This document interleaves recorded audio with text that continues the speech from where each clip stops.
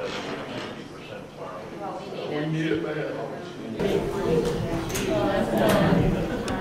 going to call the Tuesday, June 7, 2016 Manistee City Council meeting to order. Please rise for the pledge. I pledge allegiance to the flag of the United States of America and to the republic for which it stands, one nation, under God, indivisible, with liberty and justice for all. Can you please take the roll?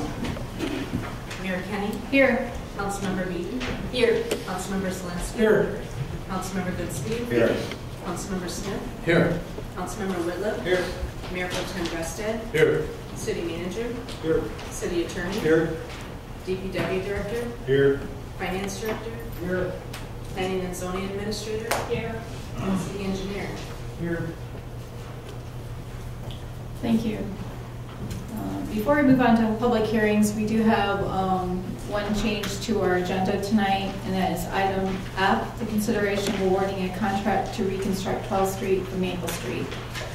We'll be removing that from tonight's agenda and bringing that up at a different meeting. Moving on, public hearings, we have none. Citizen comments, agenda-related items. Is there anyone in attendance who would like to comment on tonight's agenda? Yes, please come forward, state your name and address, and comments are limited to 10 minutes. 10 minutes? Mm-hmm. I only prepared 5 minutes. So. My name is Bobby Rogers-Cross. I live at 707 Harbor Drive. I'm here to speak about the Lighthouse Park agenda item. So I'm the one that's been sending out the emails and starting the Facebook page and trying to get support and getting donations and getting all of that. So I just wanted to talk just for a few minutes and give people a little history, how I got here 2 months ago to right here. So in the spring, I contacted my council person, Linda Beaton, about what's going on with Lighthouse Park, and she directed me to that. And so when I found out that Riverwalk Park, or the Riverwalk had expensive repairs and there was going to be no money, they were not going to be able to repair the park. So I have a 2-year-old and a 6-year-old, and they were devastated. And my son said, "Don't let him tear down the park, Mom." So I didn't want it to go the way of Kids Cove, so I started doing research on my own with the DEQ, thinking, because I did a lot of volunteer work in New Orleans after Katrina, my husband and I, so we've used a lot of volunteer work to cut down the cost of projects, and it's worked very successfully. So I thought, why couldn't volunteers do a lot of this work? Why couldn't we bring down the cost? Why should it cost $35,000? So I started going to DEQ, asking them directly, like, can volunteers do this? Can they remove the wood chips? Can they replace them? Can they seal it? What is the process? And so I have all that documented, and I got it in an email and sent it to Thad and Jet. And once we had that documented, we started coming up with a plan. So you're going, the consideration tonight, but before I do that, I want to say thank you to Thad and Jeff. You guys have been great to work with. We've come up with this plan, and it's been like a great example of like public-private partnership here. So I was very happy in how it's successful. So the plan for the park is, step 1, we need to remove the existing wood chips and dispose of them. Step 2, we need to seal the wood. By removing the wood chips, we can seal the wood all the way down to the ground. Step 3, replace the wood chips to 12 inches in depth. And 4, put up signs.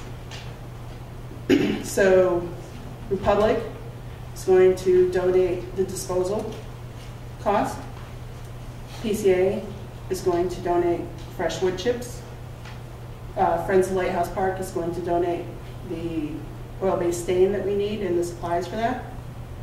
I have gotten commitment from the Rotary Club for volunteer work, Friends of Lighthouse Park as volunteers for a lot of the work, and then just a lot of other people that aren't necessarily public about it have committed to helping. So we have, everyone I've talked to has been completely on board with wanting to get this done. But we want to get this done by July 1st, because that is where all of the kids' activities for the Forest Festival take place, down by the softball field. It's at the softball field, I'm sure everyone knows that, but that's where all of that is happening. So it's very aggressive. It's very ambitious, but it's doable. The bottleneck, the hurdle, is getting the wood chips replaced because of the way working with the environmental consultant and an abundance of caution, they want the people who remove the wood chips to have a hazmat training, 2-hour course in hazmat training. That adds a level of complexity in managing the volunteers who can show up and do this course and then show up for the wood chips. So part of the plan was to have DPW remove the wood chips, replace the liner, and then volunteers to come in otherwise, just to make it simple. And I know that, I don't know how many DPW workers there are that are available to do that, but I know that that's a lot of work. So that is where the hurdle is in trying to move that along in the next couple weeks. But I've been brainstorming with other people on ways we can do that. We can possibly, you know, there are a lot of firefighters that have this training. Maybe we can get a pro bono person from one of the local that teaches this training to do it for volunteers. So there's a lot of ways that I think we can even move that along. But it's just having the support of trying to reach that July 1st deadline. I think it would look, you know, everyone down there, everybody's in the city, and having the park open would be great. So that's really in a nutshell the plan, how I've come to it. Just the last little point I want to make out is one of the things that the Friends of Lighthouse Park plan to do, and this will probably come up with the next council meeting, is we want to support the park in the future with maintenance costs. I want to work with Thad and Jeff to come up with a 10-year estimation plan on what they need for repairs, for constant sealing, every other year sealing and all that. So come up with a budget for the next 10 years, raise that money, and leave it to maintain it. So anyways, that's it. I encourage everyone to look at the Facebook page, and I'm really excited to bring this here tonight to vote on, for you guys to vote on. So thank you. Thank you.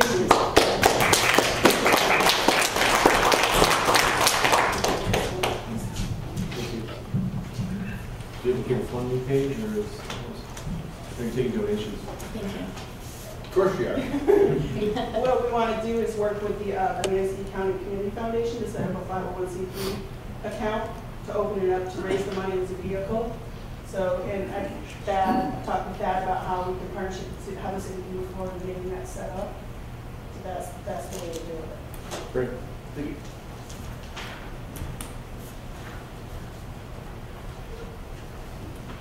Anyone else would like to comment on tonight's agenda? Yes, please come forward, state your name and address.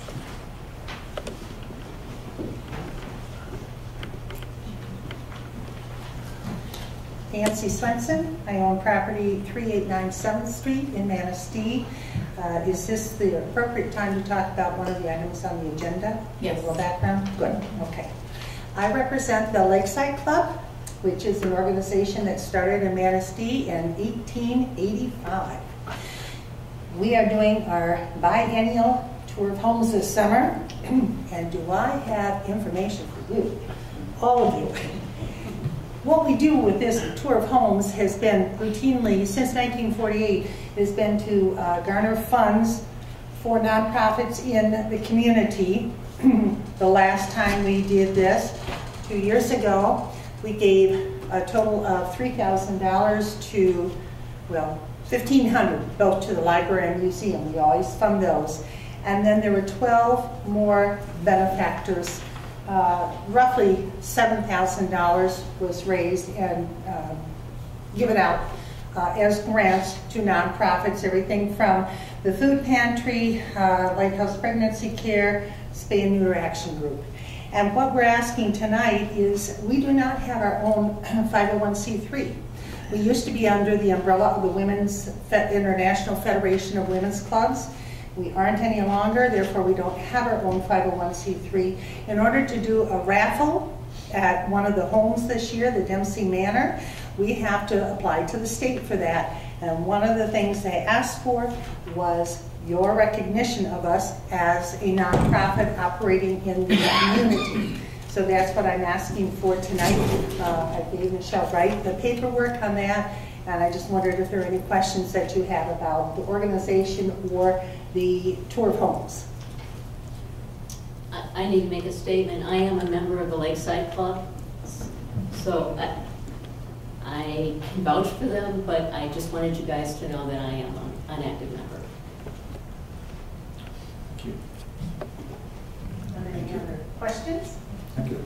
Thank you, Nancy. Thank you.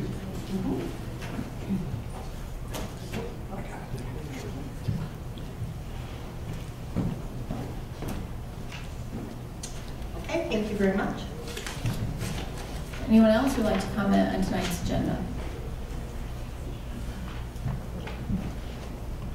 Please state your name and address. My name is Becky Serbrook. I live at 1889 Lakeview Drive, and while I'm not a resident of the city, I do live in Manistee County, live in the township, and I just do want to thank Bobby for all the work and effort that she's put into it.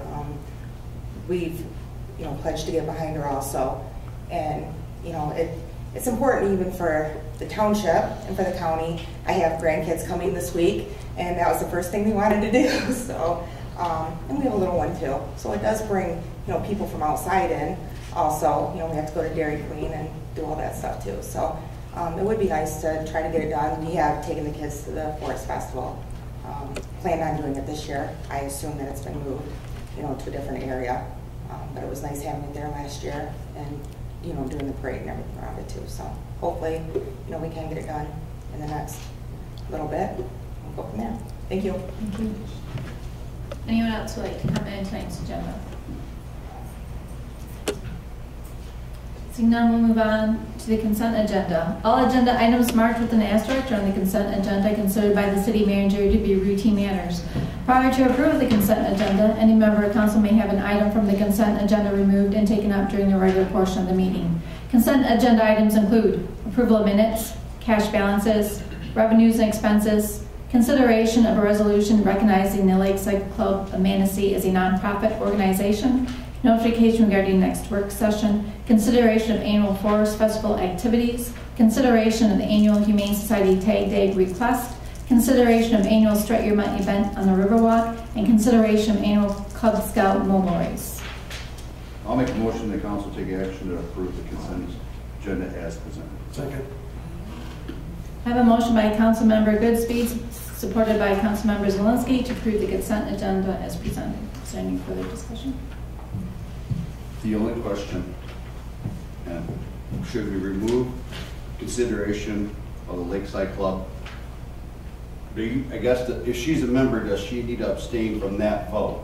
I spoke to Councilperson Beaton earlier about this today, and I do not see that being a conflict that would permit her to abstain. And so, in fact, I suggested to her that I believe she needs to vote on the issue. Okay. And suggested that she just make the disclosure she did. And so I think okay. Perfect. Any other questions or concerns? Michelle, can you please take the roll? Councilmember Beaton? Yes. Councilmember Zelinski? yes. Councilmember Goodspeed? Yes. Councilmember Smith? Yes. Councilmember Whitliff? Yes. Mayor Pro Tem Gustin? Yes. And Mayor Kenny? Yes. Motion approved. Thank you.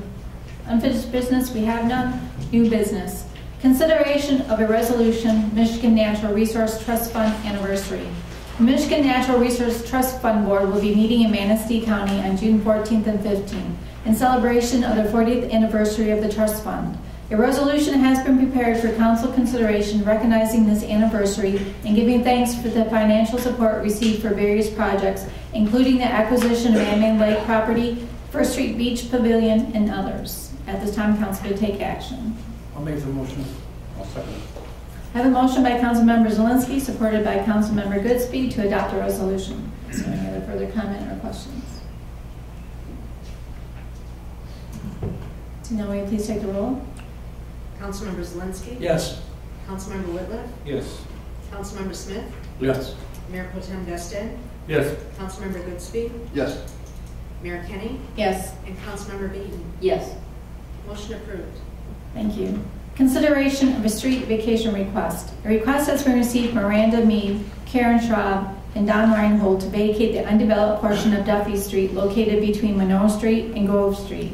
Once vacated, the street will be divided between the property as shown on the sketch prepared by Spicer Group, job number 123353 SG 2016. The Planning Commission has reviewed this request at their meeting of May 5th, 2016 and recommends approval. The city attorney has approved the resolution. At this time, council could take action to approve. I'll make that motion. Second. I have a motion by Councilmember Zelinski, supported by Councilmember Whitliff, to approve this request. Is there any questions? I kind of do. What happens 25, 30 years when we want to make a road there? Not saying we do, what happens? It's not our road anymore. Correct. It's private property at that point. We got to buy it back from them? Buy it back, or take some other legal action to acquire it. But this road, once vacated, will become owned by the adjoining property owners. Okay, any easements would remain with the property though, right? Existing easements, and the city is reserving an easement to continue the ability to access the sewer. But other than that, there won't be any other easements that are specific. Okay, and the expenses of removing barriers and stuff like that, are all the expenses being borne by the property owner? I think there is a provision relating to not constructing any structure on the area that the city is reserving an easement, but permitting a fence to be constructed, and that if the city needed to access that area to deal with the sewer, that the cost of removing the fence would be the property owners. Okay, I thought some guardrails and such were being removed. There was some property already there. Is that being removed? I defer to Mr. McCool on that one.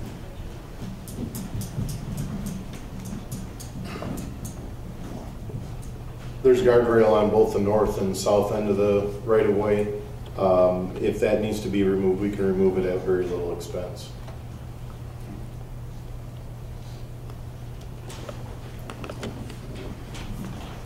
So, does this property then typically will go on the tax rolls? Is it now? That's correct. It's now. Oh, I'm sorry. It's not on the tax rolls now, but will go on the tax rolls. Yeah. Once vacated, the street is split down the middle, and the adjoining landowners all get half of whatever that street is, and then that property is added to their property and is on the tax roll. But then going back to Councilmember Goodspeed's concern, why do we have any history on this road? Why this was considered a road? Just part of the subdivision plat that was created, I don't know, 150 or 100 years ago. Yeah, it was part of the plat. That's how it's. Never been used as a road, never needed.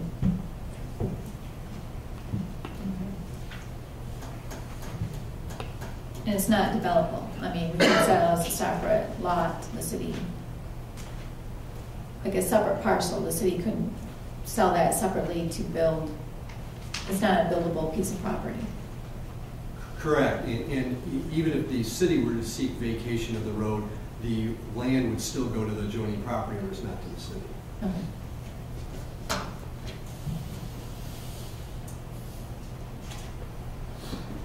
Any other questions?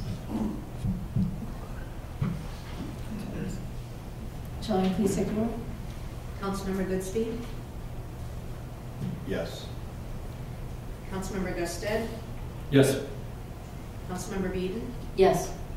Mayor Kenny, Yes. Councilmember Whitliff, Yes. Councilmember Zelinski, Yes. and Councilmember Smith. Yes. Motion approved. Thank you.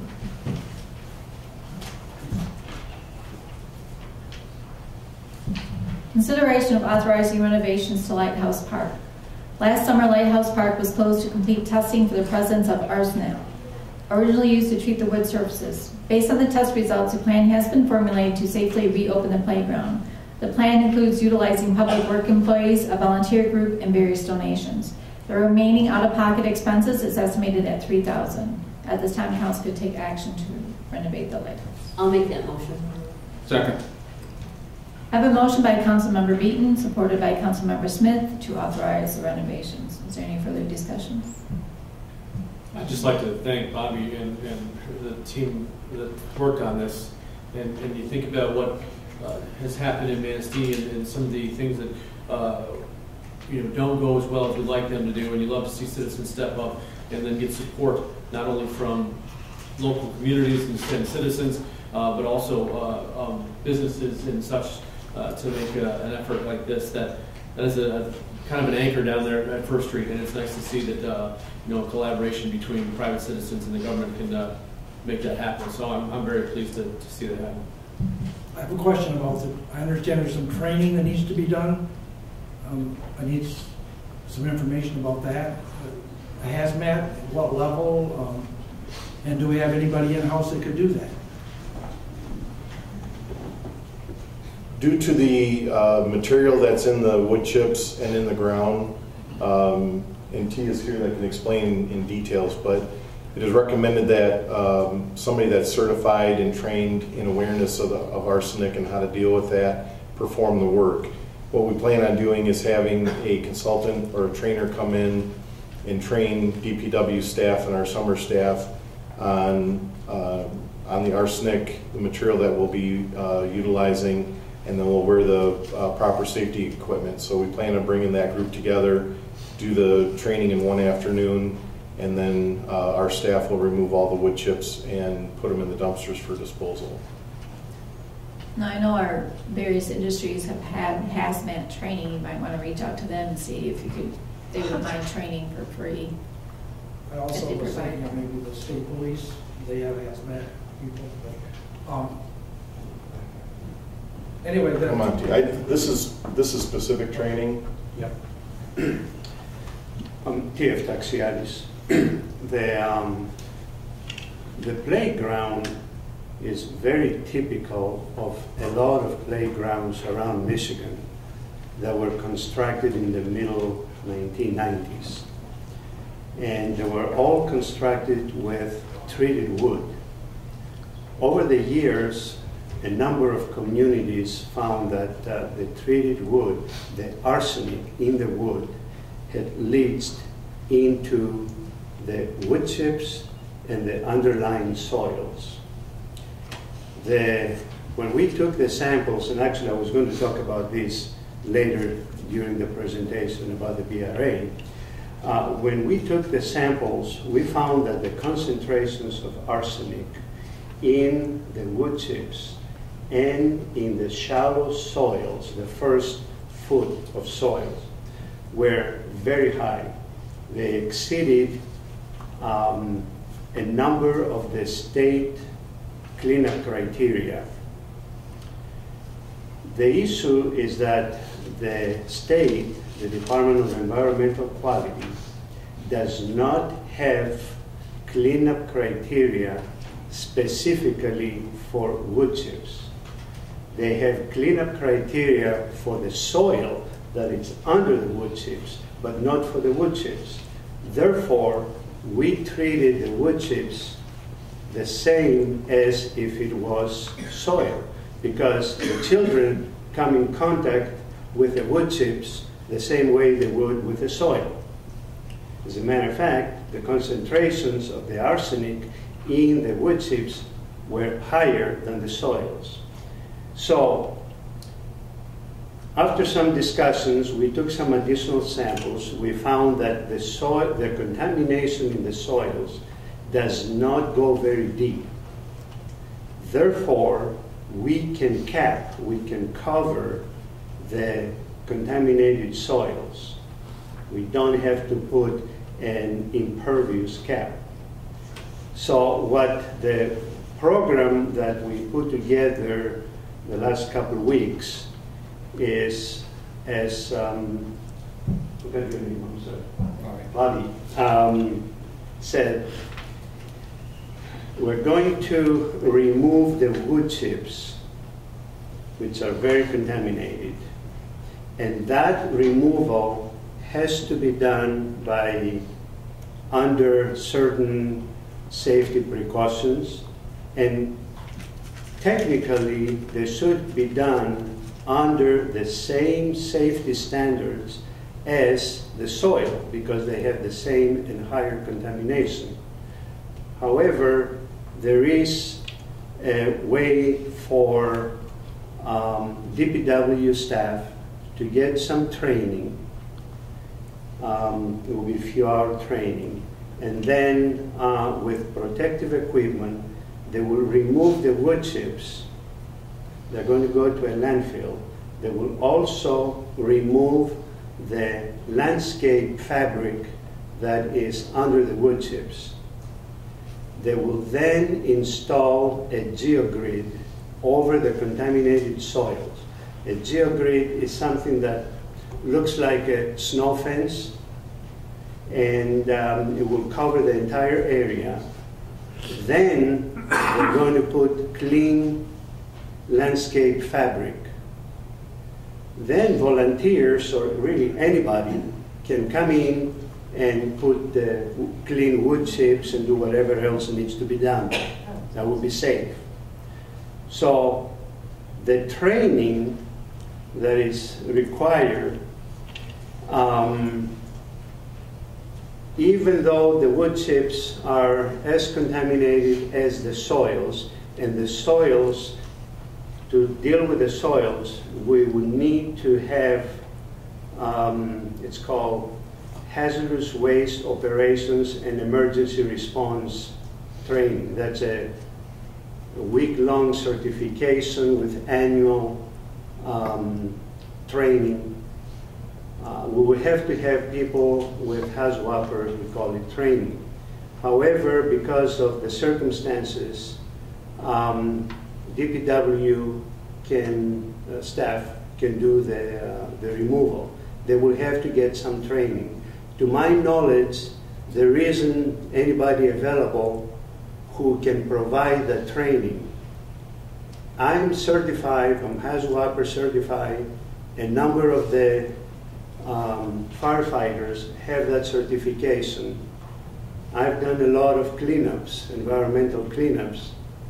However, the firefighters, and to my knowledge, other people that may have HAZWAPER training are not qualified to give the training to someone else. That's why we recommend that we have an outside trainer provide that training. It's an arsenic awareness training. Could a person who is certified like a fire person, could they supervise that cleanup? Yes, for that matter, I will do that. Actually, I will do it on a volunteer basis, because the whole work, the whole cleanup is going to count on volunteers and small amount of city funds. So then help me with the training. What's the training for then? If the you're a supervisor telling them what to do, how does the training fit in? Well, that's what it is.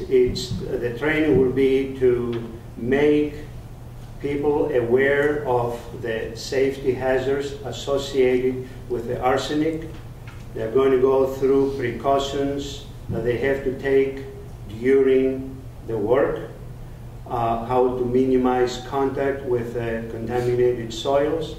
It's going to go through protective equipment, protective gear they have to put on, how to deal with things like no smoking, no eating.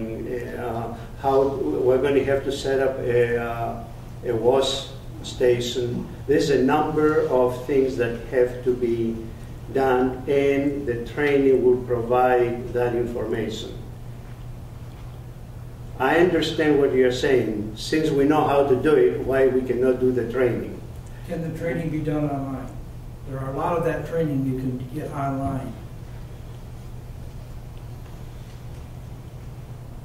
I'm not sure of that. I looked online today, and there was a lot of that hazmat training that is available online. There is some hazmat training that is available online. The firefighter, they call it something different, but it is online. Yeah. Okay. This training is similar to asbestos and lead training, awareness training that a lot of people who work, contractors and others, take. I appreciate you understand where I'm coming from, is that if you're supervising, then for example, you would be telling these people you need to put these clothes on, wear these gloves, don't do this, don't do that, do this. That's why I don't understand why we have to train them in something you're already going to instruct them to do, or make sure they do, but okay. The OSHA requirements are quite complex sometimes. Okay. And if this is hazardous, it's my understanding the landfill is taking them, but they're not doing anything special with them? Yeah, this is not hazardous waste. This is contaminated material that can go to a type 2 landfill. A type 2 landfill is a sanitary landfill like the one we have here. If it was hazardous waste, that's a different classification of waste. Then it would have to go to a special landfill, and there are only a couple in Michigan. But it does not. When they take it to the landfill, eventually will be covered. You know, when they bury waste in the landfill, they put a certain amount, then they cover it with soil. The landfill is lined under at the bottom. So the arsenic then, in this case, cannot leach out of the material into the environment. It's a standard type sanitary landfill. To your knowledge, are there trainers available to do that in a timely manner? Yes, and we have contacted some. Okay. You know, this is a relatively small event, you know, handling this playground. If I've got a wood deck I want to take apart, attached to my house, I don't have to have any training or any permission. I can just take it apart, take it to the dump, and be done with it. I've been an instructor for lead-safe work practices for weatherization of homes for the state. And if you have less than 400 pounds, you encapsulate it and take it to the dump, and you're done with it. But the people that got training were people that typically were people that worked in a recurring environment, in lead environment or asbestos environment, and not people that were doing on an isolated instance. What's the difference here? You're correct. That's why, even though the material contains high concentrations of arsenic, we do not treat it as where it requires HAZWAPER training, because it is one-time event. However, the soils, if we have to deal with the soils, then we would have to have HAZWAPER trained contractors do that. And there is at least one in the area that does it. You're correct. There is treated wood everywhere. My deck, I have a deck that has treated wood. That's different the moment you deal on a public domain.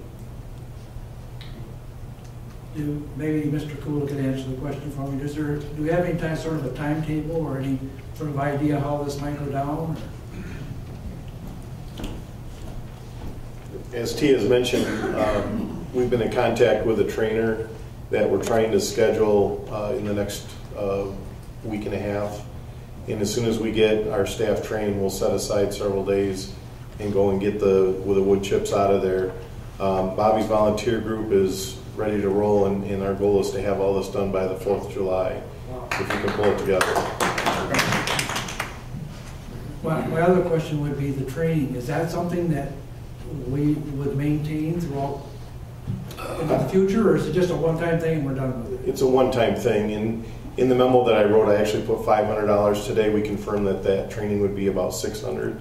So I would get our staff trained, and I think it's fair to them to be trained and let them understand what they're dealing with, to make sure that they themselves are treating this with caution and respect. And that one-time training, we don't see a need for that in the future.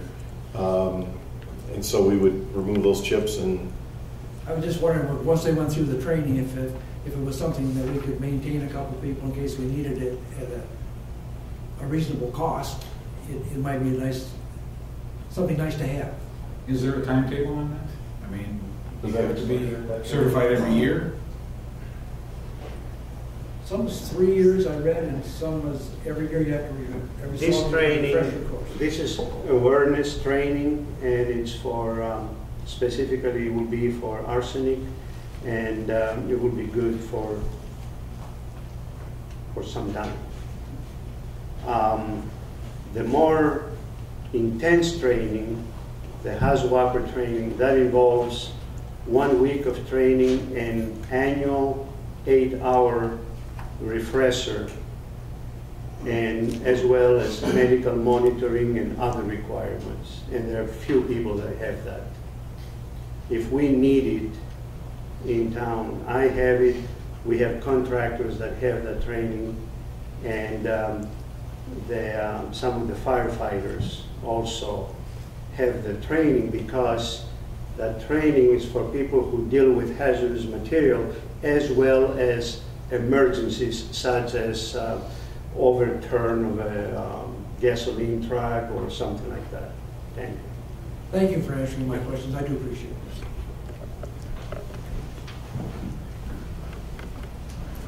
Any other questions? Tina, will you please take the roll? Councilmember Smith? Yes. Councilmember Whitliff? Yes. Mayor Pro Tem Gusted? Yes. Councilmember Beaton? Yes. Councilmember Zelinski? Yes. Councilmember Goodspeed? Yes. And Mayor Kenny? Yes. Motion approved. Thank you. Consideration of amending the Republic Services contract. Following the 2016 City Household Hazardous Waste Program, the usage statistics were analyzed to evaluate the participation. Several ideas have been proposed that would increase the value to the citizens. The proposed amendment clarifies the responsibilities and allows for the enhancement of the program. The City Attorney has reviewed and approved the amendment. Is there a motion? I'll make the motion. Second. I have a motion by Councilmember Zelinski, supported by Councilmember Whitliff, to approve the amendment to the Republic Services contract. Is there any questions or discussion? And how is this any different than the county program?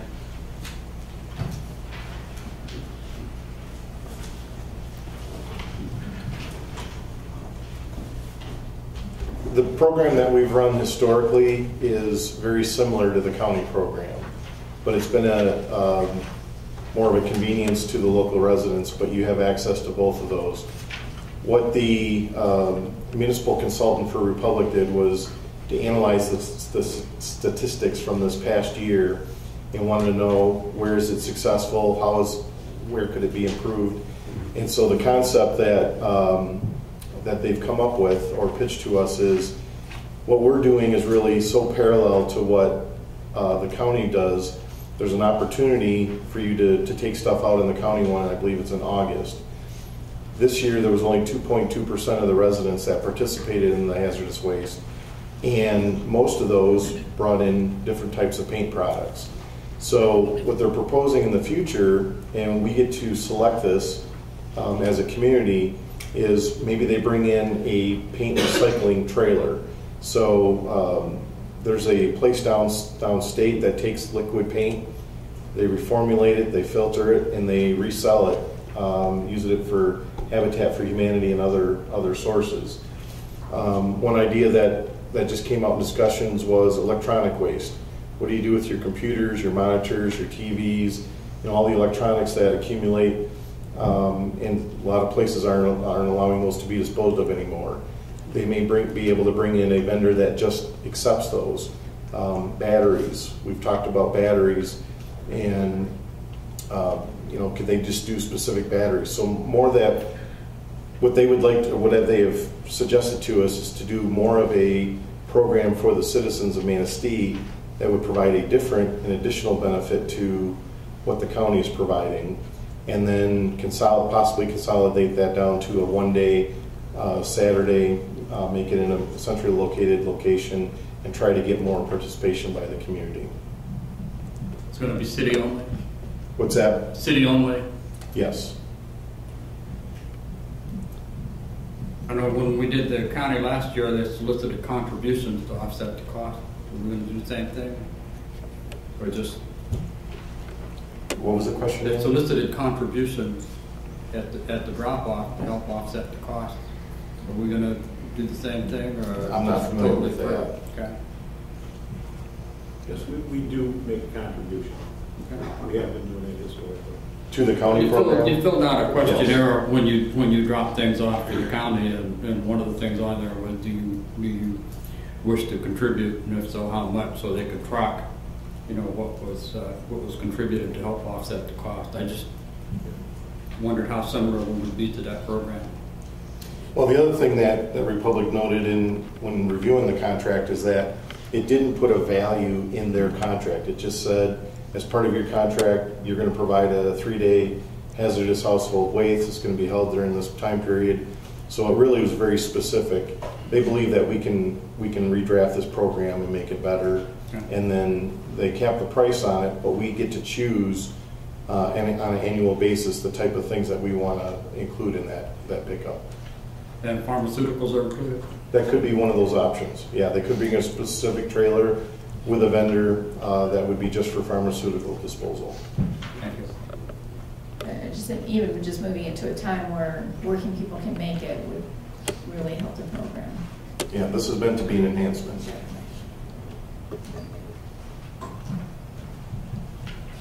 Any other questions? Thank you, Jeff. Michelle, will you please take the roll? Councilmember Whitlock? Yes. Councilmember Beaton? Yes. Councilmember Bixby? Yes. Councilmember Zelinski? Yes. Mayor Pro Tem Gustin? Yes. Councilmember Smith? Yes. And Mayor Kenny? Yes. Motion approved. Thank you. Consideration of applications to boards and commissions. The city clerk has taken action to advertise vacancies on the Board of Review, Brownfield Redevelopment Authority, Downtown Development Authority, Housing Commission, Non-Motorized Transportation Committee, Oil and Gas Investment Board, Parks Commission, PEGS Commission, and the Zoning Board of Appeals. All appointments by the mayor are subject to council approval unless otherwise specified by statute or ordinance. Nominations for council appointments do not require a second. After a member of council nominates an individual for appointment, council shall vote on the nomination. A majority vote in favor of placement of the nominee is required for appointment. The following applications have been received. Board of Review. 1 regular member, term ending 3/31/18. Applicant shall be tax-paying electors of the city who are owners of property assessed for taxes in the city, and at the time of their appointment are neither elected or appointed officials of the city. This is a council appointment. We had 1 applicant, Mary Kowalski-Wilhelm, 421 Cedar Street. I'll make the motion. You need a second, Mayor. I have a motion to appoint Mary Kowalski-Wilhelm at 421 Cedar Street. Will you please take the roll?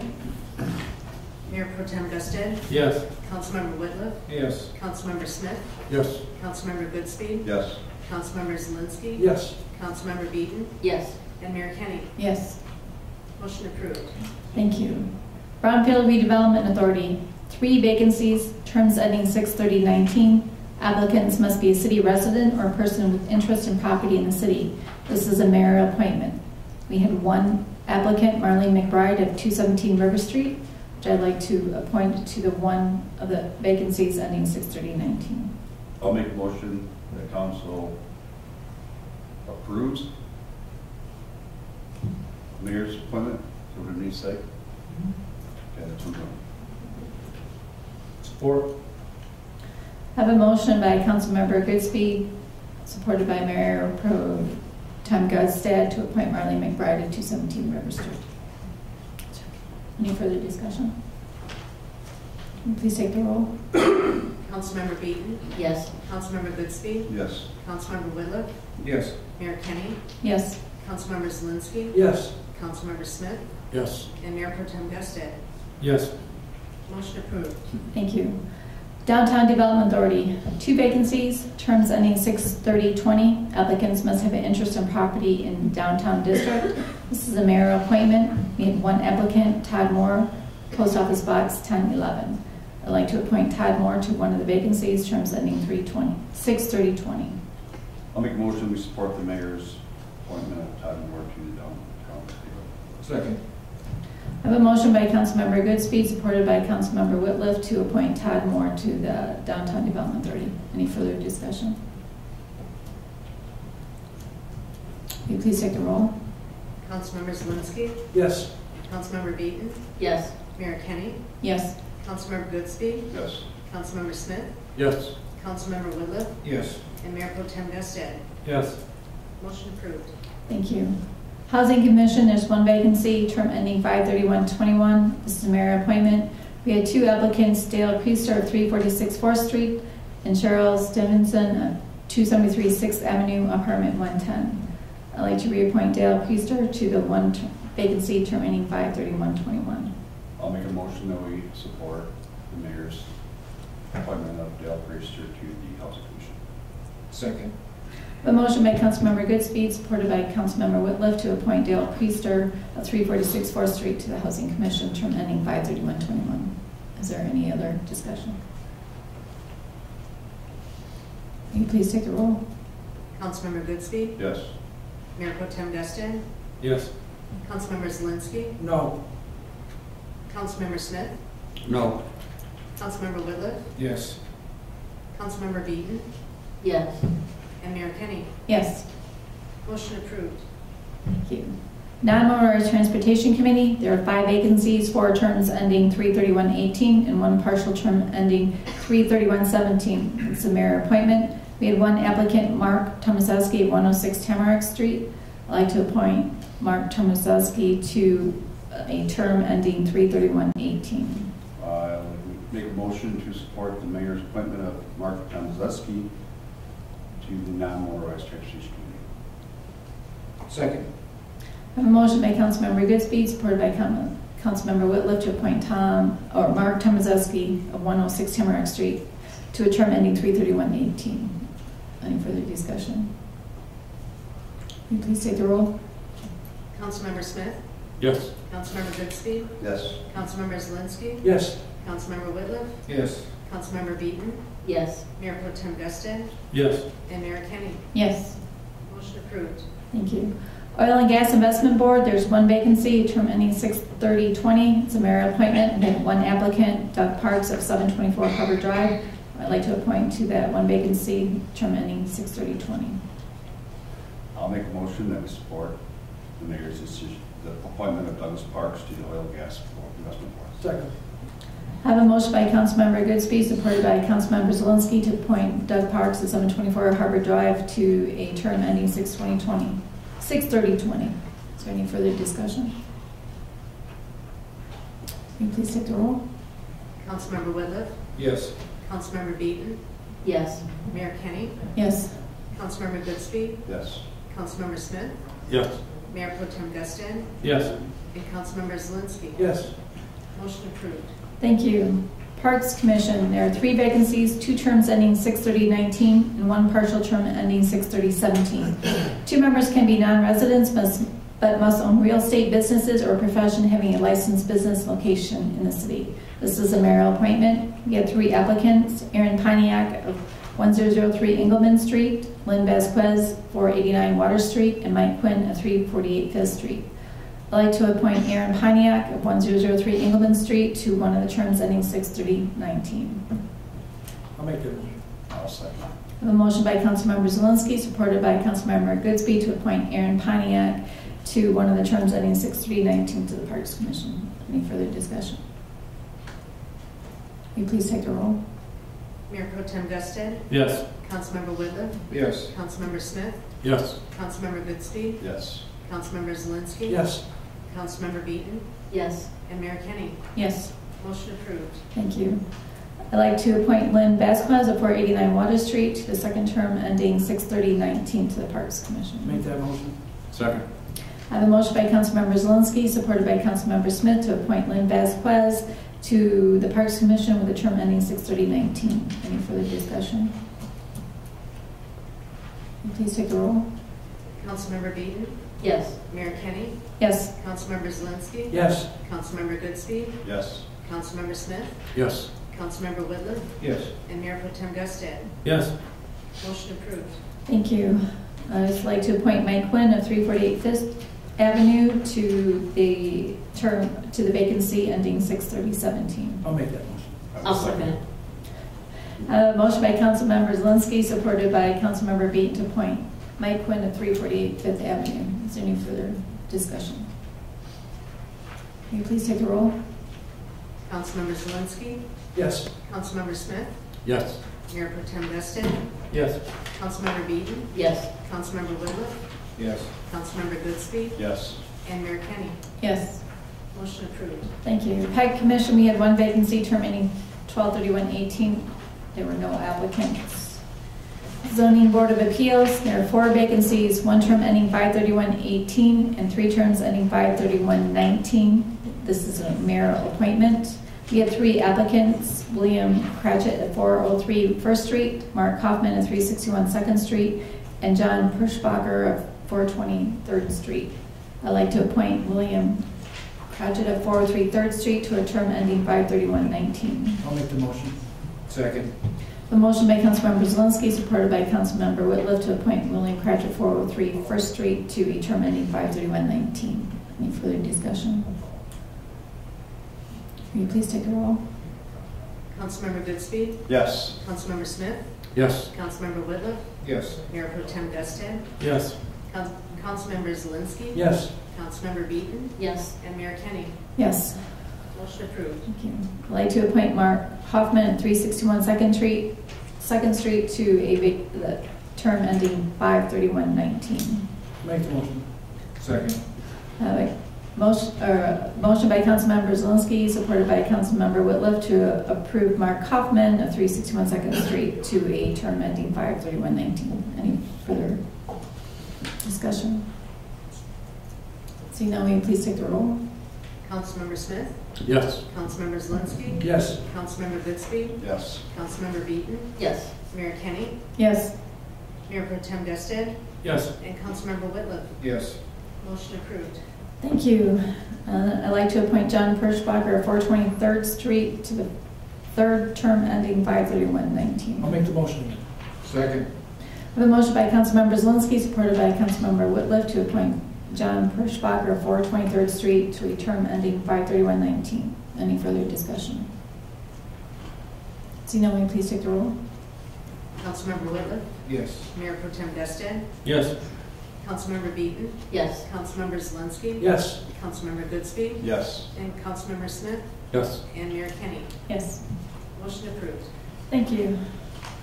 Next, we'll move on to notices, communications, and announcements. A regular part of each council meeting is a report from a cooperating agency, organization, or department. Tonight, we'll hear from Mr. T.F. Taxiadis, who will report on activities of the Brownfield Redevelopment Authority.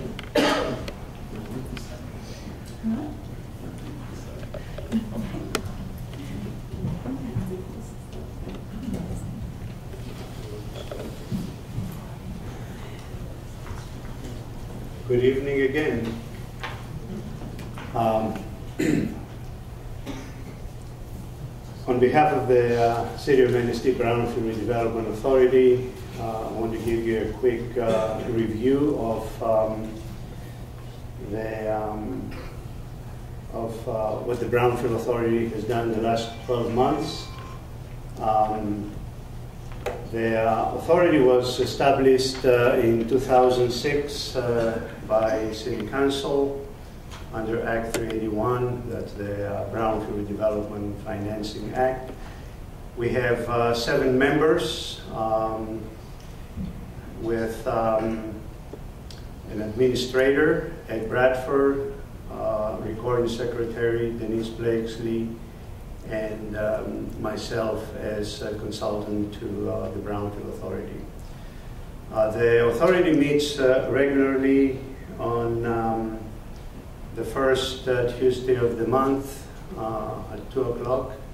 Quite often I forget, and I come at 3, like today. And I apologize to the Brownfield Authority for that. The Brownfield Authority has very broad responsibilities. Its mission is to facilitate the redevelopment of brownfield properties. Now, a brownfield property can be a contaminated property, functionally obsolete, blighted, or can be a historic building, a historic resource. The historic resource definition was added to the Brownfield Act the last 2 years. Functionally obsolete is a very interesting term that is significant for a city like Manistee, where we have a lot of old buildings that can no longer function for their intended use. However, they can be reused. And as long as they can be declared functionally obsolete by an assessor, level 3 or 4 assessor, then they qualify as a brownfield and they're eligible for brownfield redevelopment incentives even if they're not contaminated. And we have a number of buildings in town and also especially in the downtown. The Brownfield Authority can deal with a lot of environmental issues. We can accept grants, loans from the state, the federal government. We can own property. We can borrow, sell, and we can also issue bonds with assistance by the city. Those are tools that can be used in redevelopment. Quite often, brownfield redevelopment is a very expensive proposition, and we need all of the tools that can be available. The Brownfield Authority is funded by fees by applicants, by capture of the administrative component of tax increment financing. We can also have a local site remediation revolving fund, which can be funded with tax increments, future tax increments, and then those can be used to assist owners of properties and developers with starting redevelopment. While currently we do not have any grant funding, over the years we have received federal and state grants and loans, about $1.25 million. The last 12 months have been relatively quiet for the Brownfield Authority this year because we do not have funding to undertake environmental assessments. We have one large project, however, the South Washington area redevelopment project, which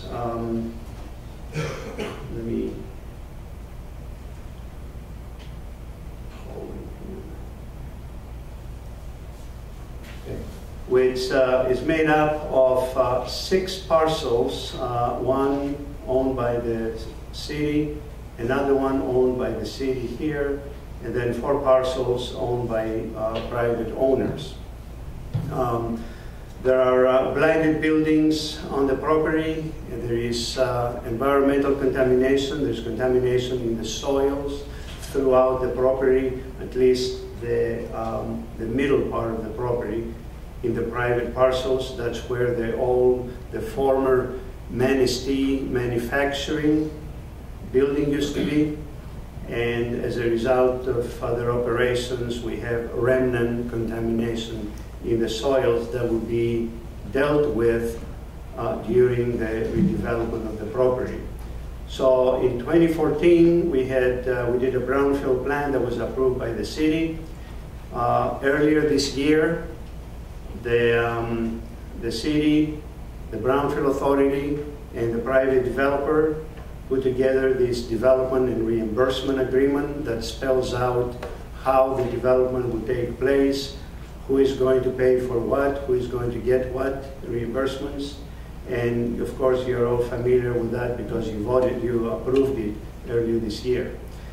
We then developed an Act 381 work plan that has been submitted to the state, to the Michigan Department of Environmental Quality, and to the Michigan Strategic Fund, in order for them to approve the capture of school or state tax increment financing.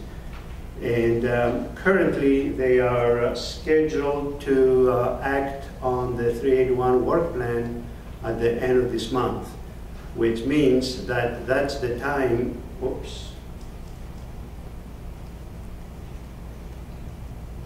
that's the time when the vast majority of the activities of the project will start. There are 2 buildings that will be redeveloped.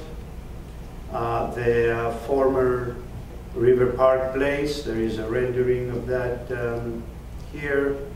That will be residential condos. The new name is going to be Edgewater. And as a matter of fact, work activities started there today with the contractors mobilized today.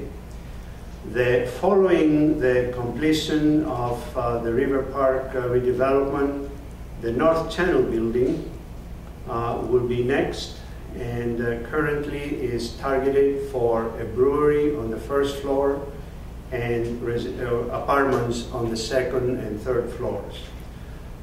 In order for this development to take place, we're going to have to do quite a bit of soil remediation, and there is a lot of public infrastructure that has to be in place to accommodate the increased flows of sewage and water for the development. It's a large project.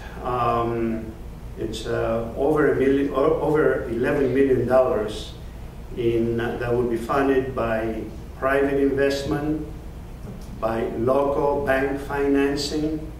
West Shore Bank has been assisting with the financing of the project. There is substantial brownfield tax increment financing. That is additional incremental taxes that will be generated from the two buildings once they are completed, and those tax increments will be used both for dealing with the environmental contamination on the property as well as demolition, but also and primarily for public infrastructure that the private developer and the city are going to be constructing.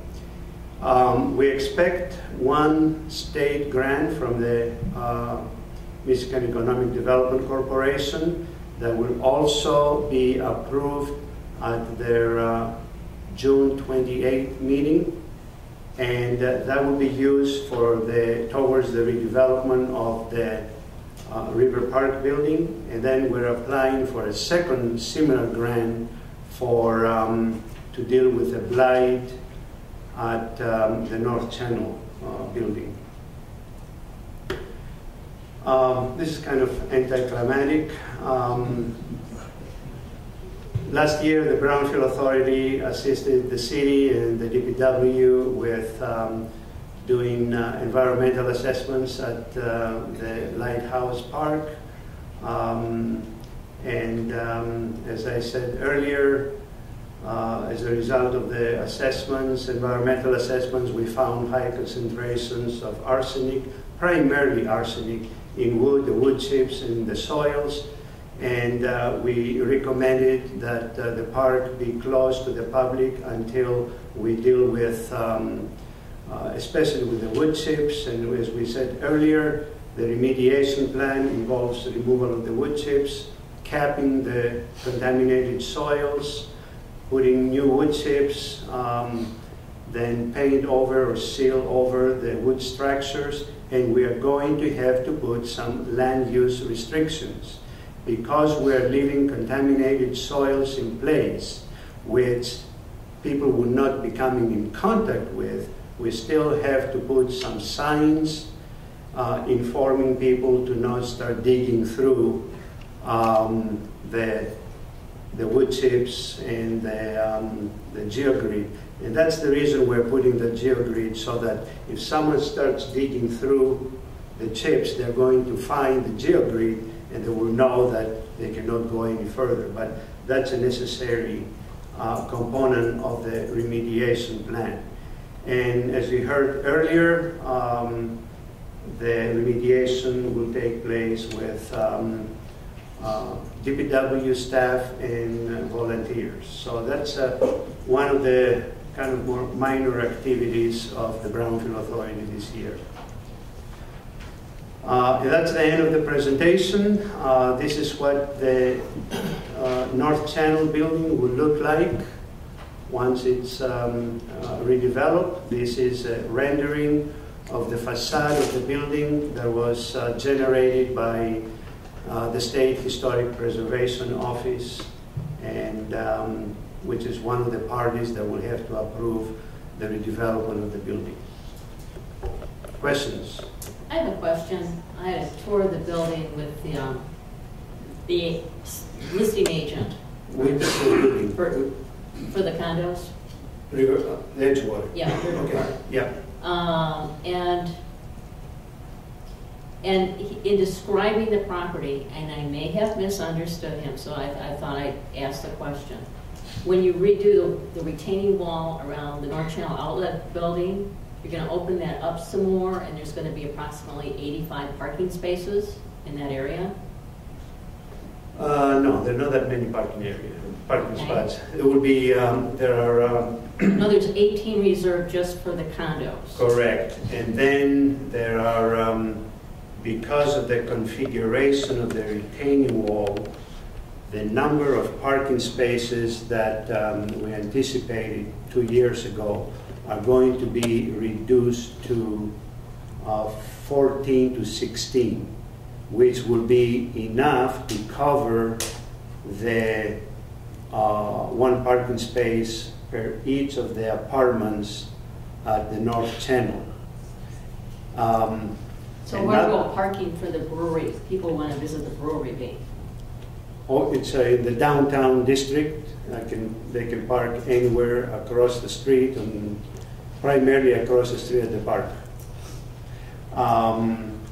The brewery is going to require 3 commercial entrances on the north side and the west, large openings for their equipment and for bringing supplies for taking out the beer. And that resulted in losing another 10 parking spots from what we thought a couple of years ago. But we have enough for one parking space per apartment. Even though apartments do not require dedicated on-site parking, still we're going to provide at least one. And then Edgewater has its own. Right, I know. Yep. More about that. Yep. Okay, thank you.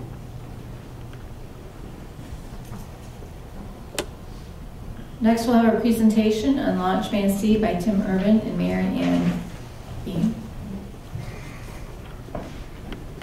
Good evening, my name is Tim Irvin, and I'm here tonight, I think, representing both Alliance for Economic Success as well as the Manistee County Community Foundation. My role is introductory in nature. The City Council, in your most recent strategic plan update, recognized the importance of workforce development and linking people with training to build skills and to build a quality workforce for the community. In doing so, you recognize the importance of education and training and how essential they were, and the role of early childhood programs, quality programs, and access and completion of either college or certificate programs that are occupational in nature. A few years ago, the Community Foundation initiated an effort that today is known as Launch Manistee, by bringing together all the schools, all the school district, representatives from business, nonprofits, a large group of leadership from throughout Manistee County. And the group looked at the data, the track record of where we were in terms of early childhood, college completion, college access, and frankly there was a unified consensus that we needed to do better. And out of that, Launch Manistee was born, and much to the credit of that group, which developed the foundation for Launch Manistee, they all agreed to a set of measures, to a set of goals, and to a set of objectives that needed to occur to move the county forward, to make us more competitive. And every once in a while you luck out, and you find a very special person who is a game changer. And we did just that in in bringing Mary Ann Boehm on to the Community Foundation, which administers Launch Manistee. Mary Ann Boehm oversees Launch Manistee, and what in particular she does, it's not only what you do, it's how you do it.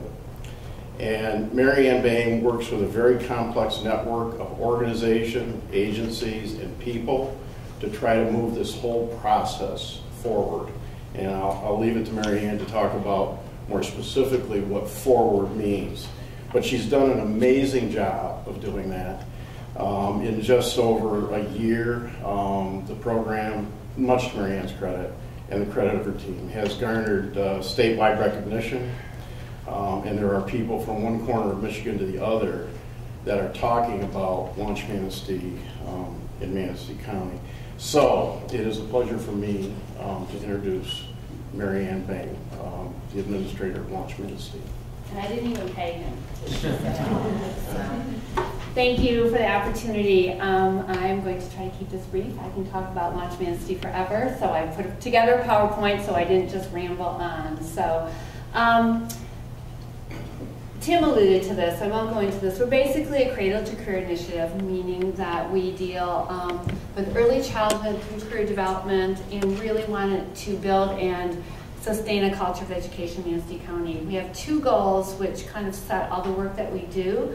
The first one is that by 2020, all 3- and 4-year-old children in Manistee County will have access to a range of options for a quality preschool experience, regardless of the ability to pay.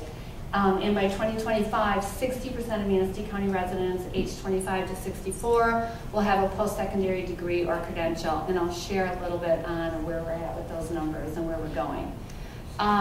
Who we are, as Tim mentioned, we're a network.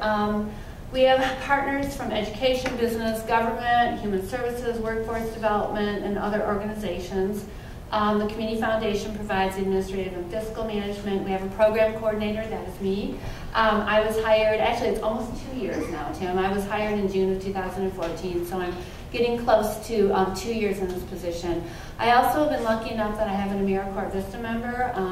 I've had one for the last year, and we just received a grant to continue a position such as that for the next 3 years, which is an enormous addition to our program. We have a leadership team. They are the team of this network of partners. They set the strategic plan, they set the priorities, and then there are 3 action teams, and the action teams kind of provide the on-the-ground work to do all the initiatives and the things that we're doing. So what I want to talk about is very quickly what we've accomplished in the last 2 years, because sometimes we need to focus on the positive things that are going on in the community, and I wanted to make sure that I brought that to your awareness. So we have moved the needle in the last 2 years on both our post-secondary attainment rate. We've gone from 28.12% to 33.79%. And our preschool enrollment rate, we have gone, this is 3- and 4-year-olds in a preschool program, from 48.2% to 59.12%. We did receive the statewide Michigan College Access Flagship Award. It recognizes organizations who work together to develop and build a network and are moving things forward. We were only the 2nd recipient in their history, and it is a statewide award that went to Manistee County. We also just recently received a very generous donation, a private donation, to develop and implement a commitment scholarship program in Manistee County, which will provide free tuition for up to 3 years and 60 credit hours at West Shore Community College. We just have our first cohort of 33 students who will be 9th graders next year, who will be the recipients of these commitment scholarships, as well as 4 years of programming for them to graduate from high school and then enter West Shore, where they can get an associate's degree. This is geared specifically towards low-income students, as well as preference given to those students who would be first-generation college-going. We also have a preschool scholarship committee which was formed. We're working diligently to develop a systematic process for scholarships, leading to a system that will enable students to attend a quality preschool program regardless of their ability to pay. Again, that's something new. We've never had that in Manistee County. Through a generous grant that was received, we purchased and provided preschool curriculum assessment tools and the provision of professional development for our 6 area preschool programs. And then the other thing we've done in the early childhood world is we help facilitate a joining of what we now call an early childhood collaboration, which is a group in Manistee of all early childhood providers and people interested in early childhood that's working together towards shared goals and initiatives for early childhood versus the 3 separate meetings that used to be there when I first started. And so we're really partnering and working together on some early childhood things and really making some things work. So for the post-secondary piece, Michigan College Access Network is kind of our state guiding organization. And so we have joined, they have 3 main initiatives that we have joined and done the last 2 years. College Application Week, something called College Cash Campaign, and Decision Day. So these have been huge early wins, I think, for the community. College Application Week, we have done it for 2 years. In 2014, we had 96% of our seniors who participated. In 2015, we had 93.5% who participated. Countywide, we had 726 college applications submitted by the end of October 30th, 2015.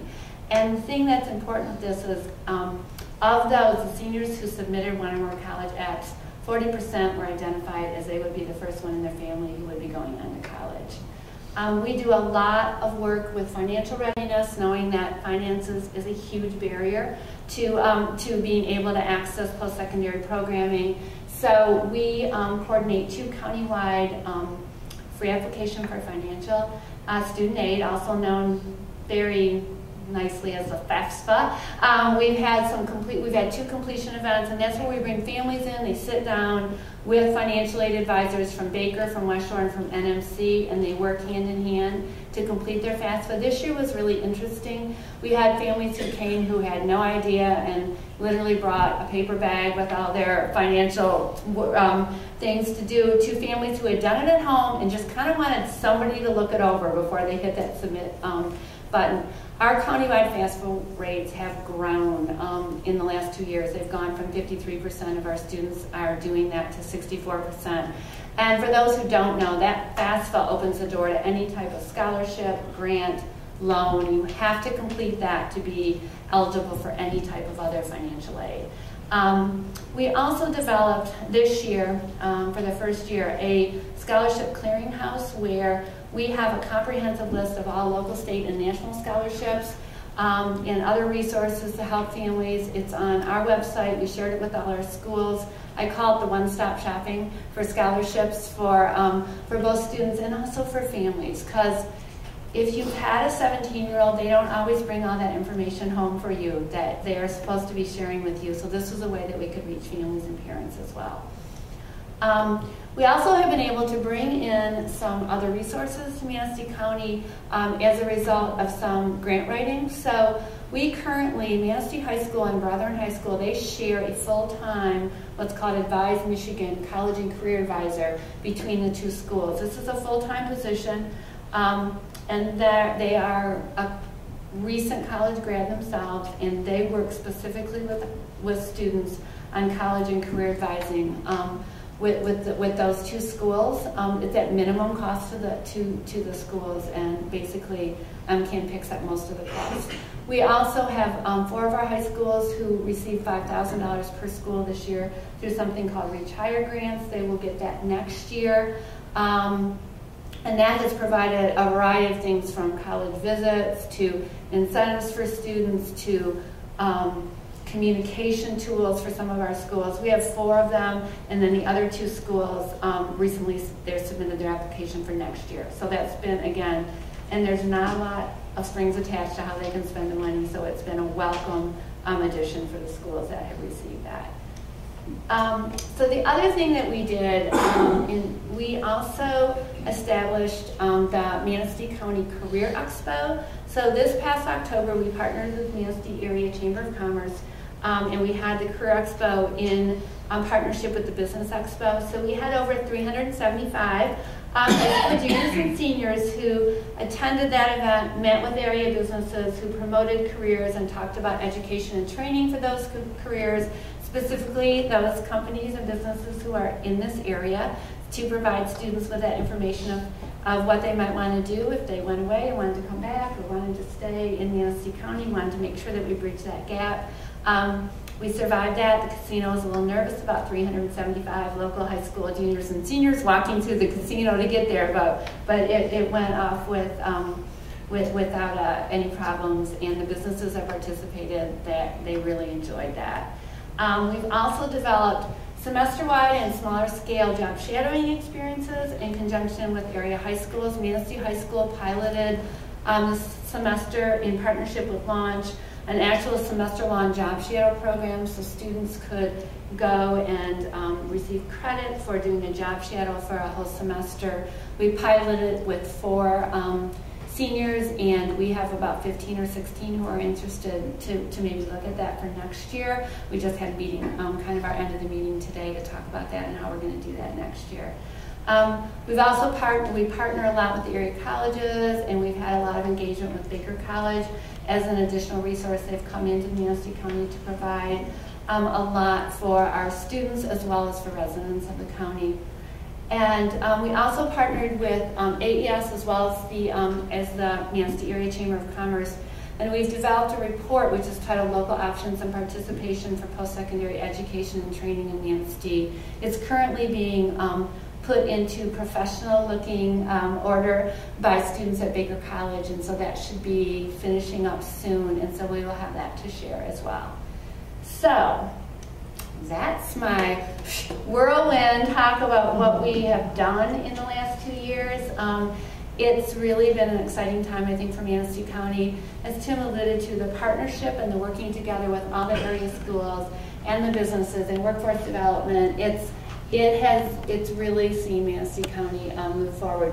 We, Stacy Bartwick and myself, did a presentation at a state conference on our Career Expo, and we have received a lot of positive from that. And just 2 weeks ago, we had an ask from the Detroit Chamber of Commerce for our presentation because they want to look at doing a joint Career Expo with their businesses too. So I think that we're trying to help get Manistee a little more notoriety throughout the state.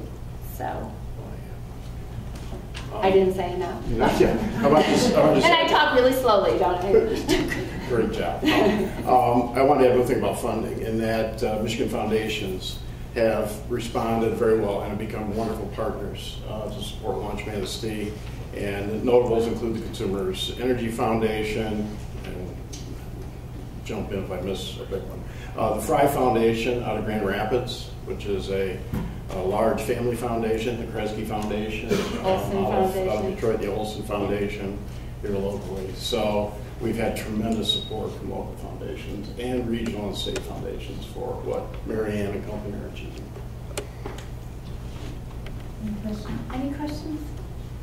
Well, that's a great job. A lot of work in 2 years.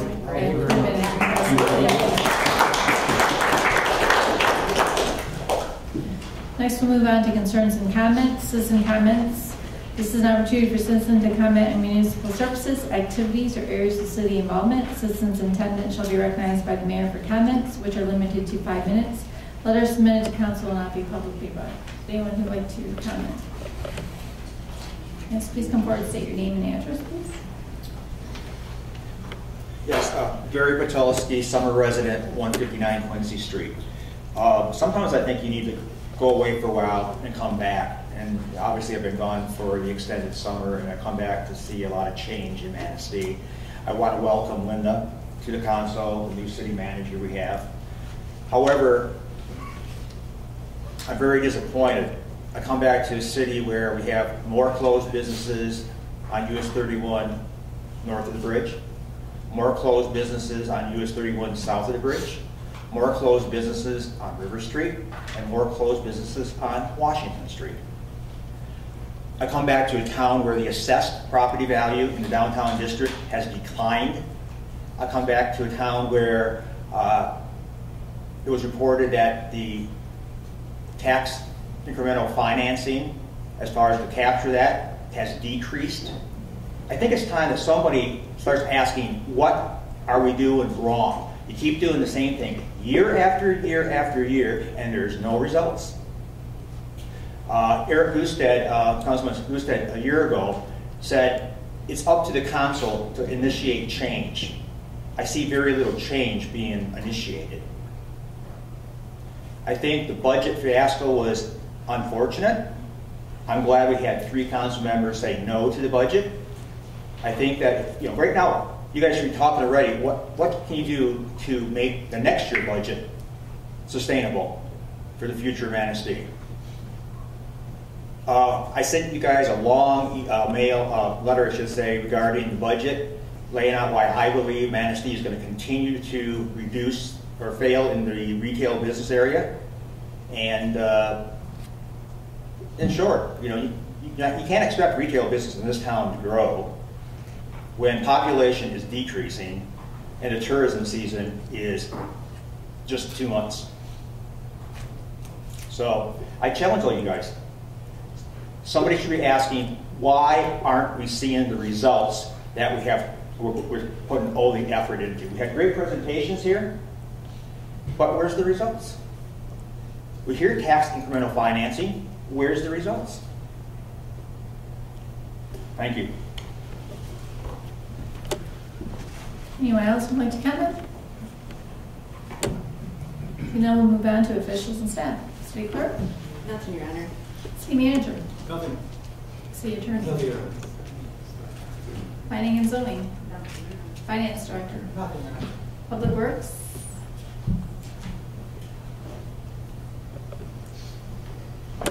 Couple things, Your Honor. The 6th Avenue pump station and the Riverbank sewer project will begin the contractor's going to start mobilizing equipment in there beginning tomorrow. There's going to be a lot of activity. There'll be a portion Thursday where we shut down Maple Street Bridge for an hour or 2 so that they can lower equipment and bypass pumps and such down below that. So there's going to be a lot of activity, and they anticipate starting the directional drill for the force main and the sheet piling as early as next Monday. So it's going to be lots of activity there. Yesterday we also were issued our Corps of Engineer permit for the Riverwalk reconstruction for the portion that's been eroded.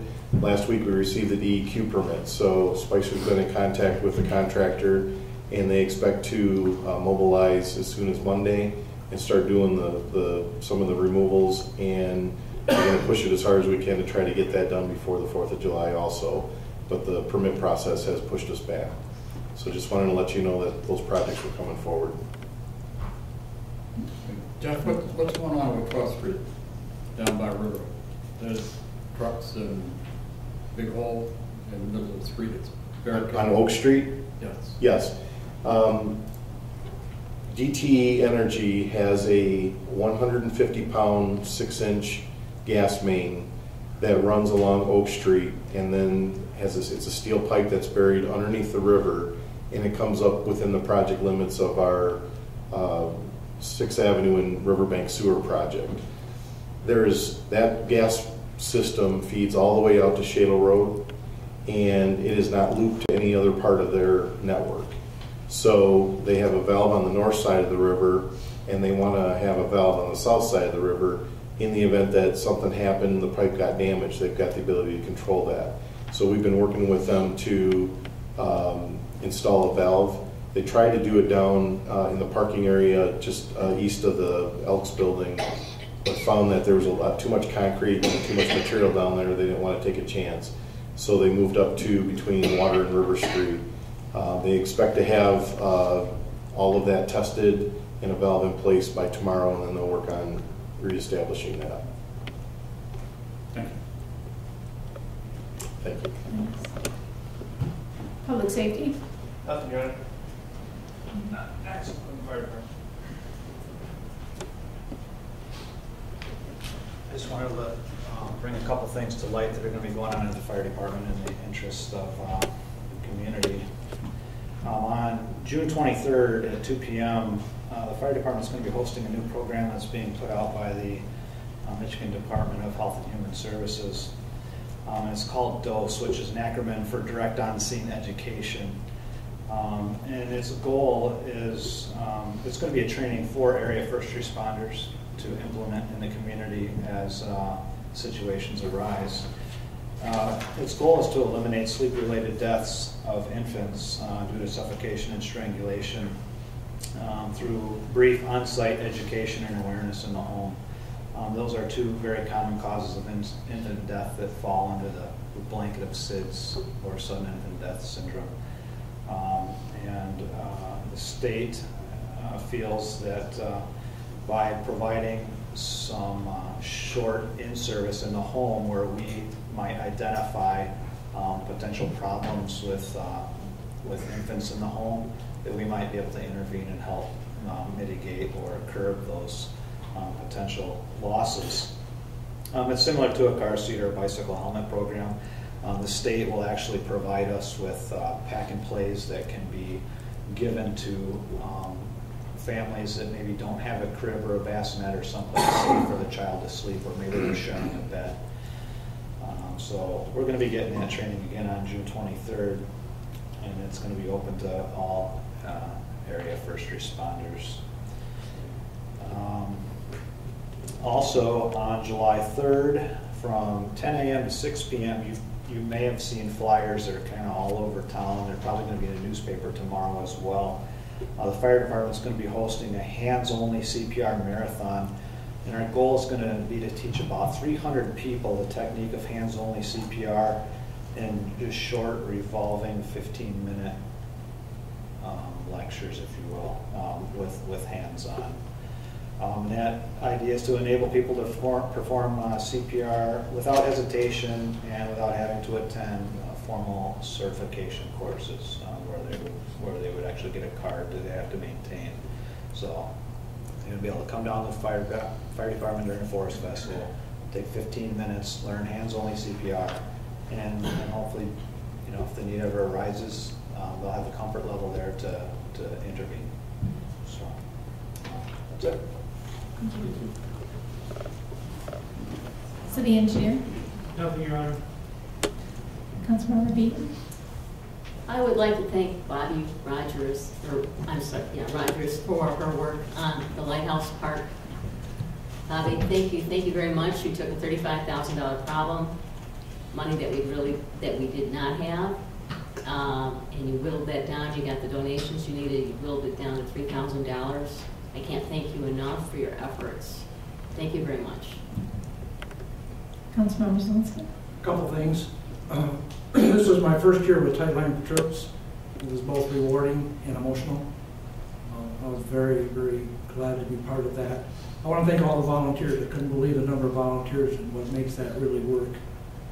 Also, there was something that happened this morning that I believe the man driving the Republic's truck down at our recycling station needs a attaboy. The wind was blowing really bad, and as he was dumping, the stuff was blowing all over the area. I thought, boy, this is going to be a train wreck. And after he got done, he actually got out and picked it all up and put it back in the dumpster. So he deserves a attaboy. There are two things that people have been asking me about, and one is I'd like to address sometime in a work session dogs on the boardwalk. They asked me why don't we allow dogs on the boardwalk. I really don't know why. It was done before in my time and less ordinance. I do see dogs on the boardwalk quite regularly. People do walk their dogs. I guess I'd like to have a discussion about that. And also on the recycle, I want to make sure that we have an ordinance in place to legally enforce any illegal use of that facility. I think I was told that there was an ordinance in place, but I want to make sure. Either do that through a work session, or maybe Mr. Taylor could find that out. A couple of comments this morning at staff. I asked Director Bachman to work with the city attorney to make sure the ordinance that we have is tight enough, and if not make changes, we can always fall back on state law. Sure. So they're going to take a look at that, and also Jeff is going to be looking at signage, appropriate signage down there. Asking to, again, have it reviewed by Chief Bachman, Director Bachman, and the city attorney to make sure we have the right wording, not only about, prohibitions, but put some signs up as what we're going to accept in those cement areas. And finally, we had to reposition our cameras to get a little bit better coverage, so that's taken care of. So we're zeroing in on it. Thank you. Yep. I'm with you, Linda. Thank you, Bobby. Thank you for you and your friends. Mine, they were going to love that park. They haven't been there yet, but they will be. Councilmember Smith. Would like to let everybody know that the next Tuesday, when we have a work session at 7 o'clock, there will also be a Flag Day ceremony at 7 o'clock at the Manistee Elks Club. If you haven't had an opportunity to attend one of those, it's a remarkable program, and everybody's welcome to be there. And Councilman Zielinski talks about recycling. I know I mentioned before the possibility of working with the public or civic activities to get recycling downtown and at the beaches for plastic bottles and stuff. So we show a little consciousness towards recovery. Yes. I had a conversation with the municipal liaison for the Republic today, and asked him what was available. And he will be coming up at a later date to talk to me about it. But he said he's somewhat skeptical about its effectiveness. He said about what they're seeing on an average is about 70% of what goes into those are trash. Mm-hmm. And he said it's almost it's not cost effective. But we're still going to talk about it. Okay. That's all. Question for Jeff. The noxious weeds, when does that go into effect? It went into effect in May, so letters have been going out for about half a month now. You know how many letters we sent out? I don't know the exact number, but I've gotten at least a dozen phone calls in return, so there's probably been 30, 40 of them that have gone out. Okay, good. Thank you. Mayor Pro Tem Gensler. A couple of things. I'm obviously going to re-thank Bobby and the team for that. Also Thad and Jeff for their participation in working through the Lighthouse Park resolution process there. Also want to thank the Lakeside Club for their efforts. Also want to thank the citizens for their applications to boards and commissions. And if they weren't selected, please consider other boards or other open positions, because there's still definitely some open. And lastly, I'd like to recognize and thank Tim Urban for his efforts. I was down at the Memorial Day Parade and ran into the owner of the Fillmore, the new coffee shop right next to the Blue Fish, and started to speak with him. He brought me into his restaurant, showed me around. Beautiful place. It's going to be a real neat addition to the downtown. I mentioned to him, I serve on city council, and if there's anything we can do to help. And he mentioned that he's been waiting since early April to get his health inspection done and redone. I was a little concerned that it took over 2 months to get that done. So I contacted Tim at the other end of the parade, and he got right on it and literally contacted the health department on 2 different occasions. And correct me if I'm wrong, Tim, but as of yesterday, they have been got their approval. The ribbon cutting for the Fillmore is 13th Monday at 9, and there'll be a news release issued in the hopes that everyone can attend. Yeah, and again, that's just been talking with Tim and supporting those downtown businesses and all businesses, and working through some of those challenges and hurdles, and removing some of those that we can. And I got to commend Tim for jumping right on that and working through that with the business owner. So that's all I have. Next, we'll move on to consideration for closed session for the city manager periodic evaluation. City manager Thad Taylor has requested a closed session this evening as permitted by the Open Meetings Act, Section 8A, for a periodic evaluation of the city manager. Do I have a motion to go into closed session? I will make it. Motion by Councilmember Goodspeed, supported by Councilmember Zielinski to go into closed session.